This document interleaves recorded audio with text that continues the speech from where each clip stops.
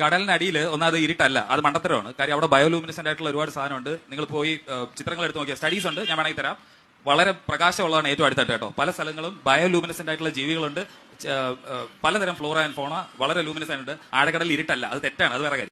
Titan സംഭവം നടന്നല്ലോ, Titan ദുരന്തം നടന്നപ്പോ അവിടെ ഉണ്ടായ സംഗതി പറഞ്ഞ ടൈറ്റാൻ ദുരന്തത്തില് അറ്റ്ലാന്റിക് സമുദ്രത്തില് ആഴക്കടലിലേക്ക് ആളുകളെ തിരയാൻ പോയ സമയത്ത് അതിലെ വിദഗ്ധൻ ടീം മാൾട്ടീം പറയുന്ന രംഗാണ്, തന്റെ കൈ പോലും മുഖത്തിന് നേരെ, അതായത് നമ്മളെ നേരെ മുഖത്തിന് നേരെ പിടിച്ചാൽ പോലും കൈ കാണൂല, അത്രയും കൂരാ ഇരുട്ടാണ്, അന്ധകാരാണ് സമുദ്രത്തിൽ എന്ന് പറഞ്ഞ് അതേ രൂപത്തിലാണ് അത്രയും തണുപ്പാണ് സമുദ്രത്തിന്റെ ആഴങ്ങളിൽ നിന്ന്.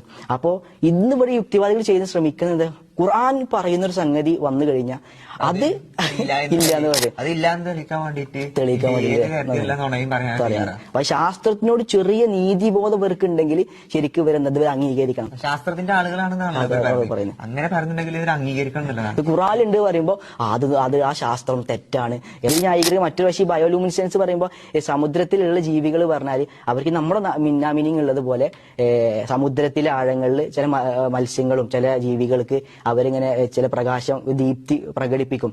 അതൊന്നും ഒരു ഇണകളെ ആകർഷിക്കാൻ, രണ്ട് ഇരയെ ആകർഷിക്കാൻ, മൂന്ന് അവിടെ സ്വയം പ്രതിരോധത്തിന്, ഇതിനൊക്കെ വേണ്ടിയിട്ട്. അതുകൊണ്ട് സമുദ്രത്തിൽ ഇവര് ഇങ്ങനെ ബയോലൂമിനസെൻസ് ഉള്ള ഈ ജൈവദീപ്തി ഉള്ള ഒരു ജീവികൾ ഉള്ളത് കൊണ്ട് ഇവിടെ ഇരുട്ടല്ല എന്ന് പറയുമ്പോൾ, ഇപ്പൊ നമ്മുടെ നാട്ടിലെ മിന്നാമിനിങ് ഉള്ളത് കൊണ്ട് രാത്രി ഒന്നും ഇരുട്ടല്ല എന്ന് പറഞ്ഞാൽ അത് വലിയ സംഭവമായിട്ട് ഈ രൂപത്തിലാണ് ഇവര് ശാസ്ത്രീയമായ രൂപമാണ് ഇവരെ മുഴുവനും.